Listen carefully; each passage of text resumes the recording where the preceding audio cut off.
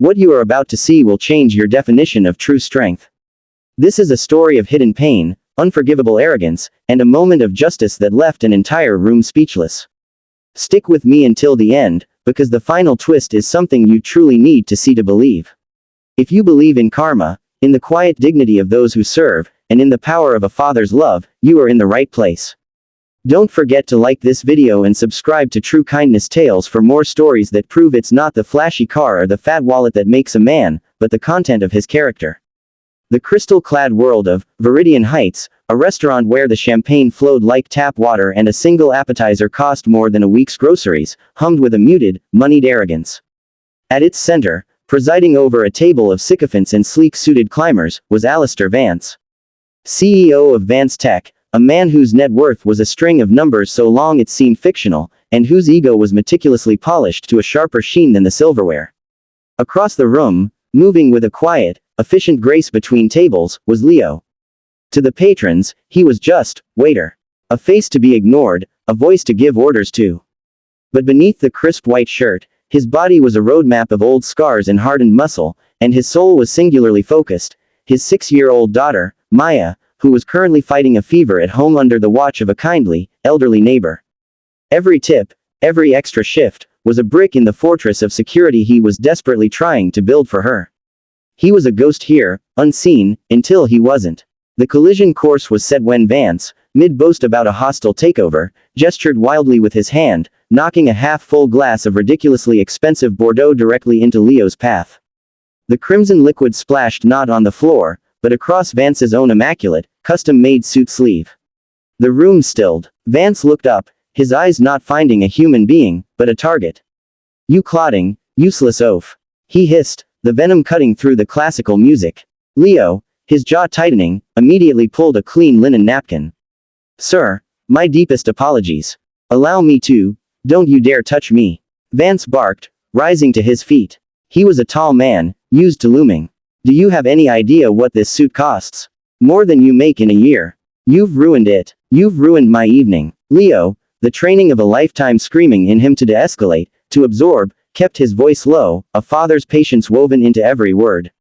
"I truly am sorry, sir. It was an accident. Please, let the dry cleaning be on me." This offer, this shred of dignity, was the final insult to Vance.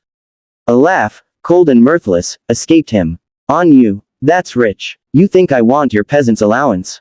No, I want you gone, manager. Now." But as the manager scurried over, apologetic and sweating, Vance wasn't finished. The real audience had arrived. He needed a grander gesture. Leo, seeing Maya's worried face in his mind's eye, offered one more apology, his voice barely a whisper. "Please, sir, my daughter is sick. I need this job." Those words, that vulnerability, were like blood in the water to a shark like Vance. It revealed a pressure point. A weak spot. And for a man like him, a weak spot was meant to be exploited, not compassionately considered. A cruel smirk twisted his lips. "Your daughter. I feel sorry for her, having a failure for a father. Perhaps if you were less clumsy, you could afford a better life for her." Every cell in Leo's body froze. The air left his lungs. The noise of the restaurant faded into a high-pitched hum. He saw red, but he saw Maya's smile clearer. He clenched his fists so hard his nails bit into his palms, drawing blood. He took a deliberate, shaky step back, choosing her future over this moment's violent release. Vance misread the retreat as absolute submission. He puffed out his chest, the conquering hero. "Now," he announced to his table, "get out of my sight. You're fired. And you can beg on the street for all I care." He then, in a move of pure, performative contempt, did the unthinkable. He didn't just yell, or wave a dismissive hand. He drew back his designer shoe and, with a forceful, disgusted kick, connected with Leo's shin.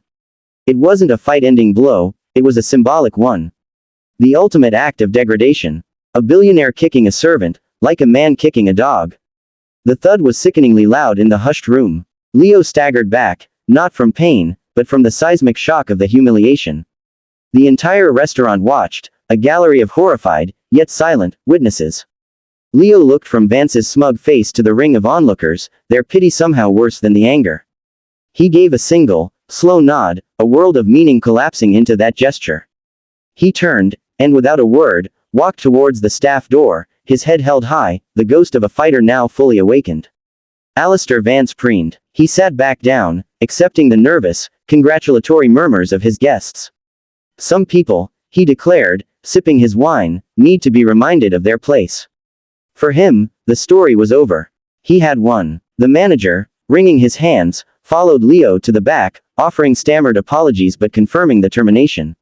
He's a powerful man, Leo, I have no choice. Leo just listened, methodically unbuttoning his waiter's jacket. He placed it on a hook with a strange finality. He didn't speak. He simply walked out the back door into the service alley, the cool night air hitting his face. He pulled out his phone, his lifeline, and called home. Mrs. Gable, how's my Maya? Hearing her sleepy, feverish voice say, Daddy, when are you coming home? Was the only bomb and the final catalyst. Soon, my brave girl. Very soon. Daddy just has one last thing to do. Meanwhile, Vance decided the restaurant was beneath him. The scene had soured the ambiance. He threw a wad of cash on the table, a king leaving his crumbs, and announced they were heading to an exclusive club down the street. His entourage followed him out the main entrance into the opulent, marbled lobby of the building Viridian Heights occupied. They were laughing now, the ugly incident already becoming a funny anecdote for Vance. Did you see the look on his face? He guffawed, pushing through the revolving doors into the grand, vaulted lobby. And then, he stopped. There, in the center of the empty, polished floor, under the glare of a massive crystal chandelier, stood Leo. He had removed his tie. He stood perfectly still, feet planted in a stance that was now unmistakable, not a waiter's deferential posture, but a fighter's ready equilibrium. The quiet, pleading man was gone. In his place was a statue of coiled, terrifying potential. Vance snorted. What is this? Come to grovel properly. Leo's voice, when it came, was different. It was low, flat, and carried in the cavernous space like a stone dropping into a well. No, Leo said. You fired me. That's business. You insulted me. That's poor character. You kicked me. That's assault. He took one step forward, and the confidence in Vance's entourage visibly fractured. But you mentioned my daughter. You used her as a weapon to try and break me. That is a line.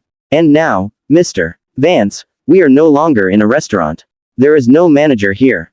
There are no customers. There is just you, and me, and the fact that you have never, in your entire sheltered, privileged life, had to face a single consequence for your actions. Vance, emboldened by his bodyguards, two hulking men who now stepped forward, sneered.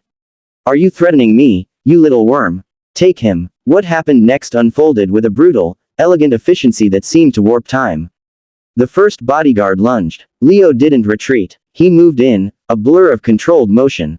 A deflection of the grabbing arm, a sharp, precise strike to the diaphragm that folded the giant man with a sickening whoosh of escaping air. The second guard threw a powerful haymaker.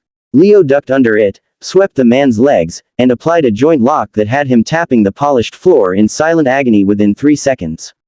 It was over before Vance's smirk had fully vanished from his face. It wasn't brawling. It was a clinical demonstration. A language of violence, spoken fluently by a man who had tried to renounce it. Leo then turned his gaze back to Vance, who was now backing away, his face pale. Do you know what I was before I was a waiter, Mr. Vance? Leo asked, advancing slowly.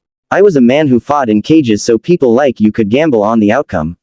I was champion of a league you've never heard of, in places you would never dare to visit. I left that life to be a father. To be better. He was now directly in front of Vance, who was pressed against a cold marble pillar, trembling. You see, I learned to swallow my pride a long time ago. For my daughter, I would swallow anything. But you wanted to see the fighter.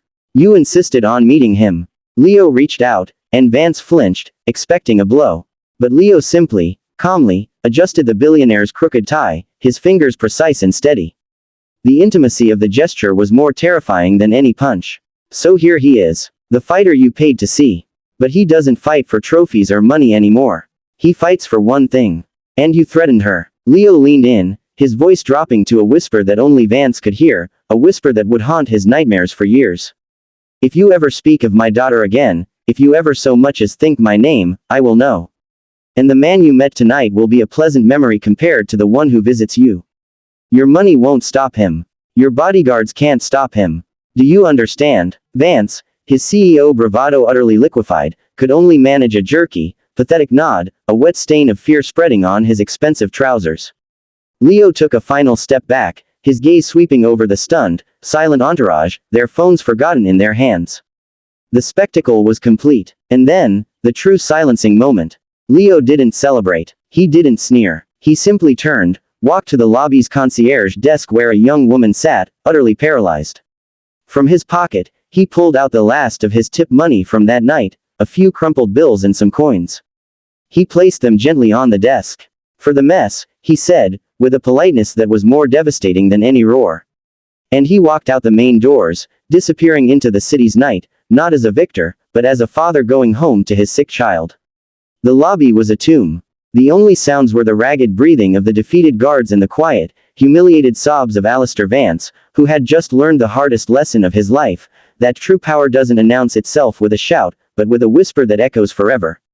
He had kicked a man he believed was beneath him, and had unearthed a force of nature he could never hope to comprehend. The story didn't end with a knockout punch, but with the deafening silence of a worldview shattered, and the quiet clink of coins left on a desk to pay for a rich man's broken pride. This, my friends, is the power of true kindness and hidden strength. Leo didn't fight for revenge, he fought to draw a line in the sand to protect what he loved, and in doing so, he taught a lesson in humility that money could never buy. That's the real tale. It shows us that dignity is often worn by those who serve, and that the strongest people are often the ones who choose peace, until they are forced to show you exactly why it's a choice. If this story moved you, if it reminded you that everyone has a story you know nothing about, then do me a kindness, hit that like button, and subscribe to True Kindness Tales. We find the light in the darkest moments, and we share it here, every single week. Tell me in the comments, what would you have done if you were in that lobby?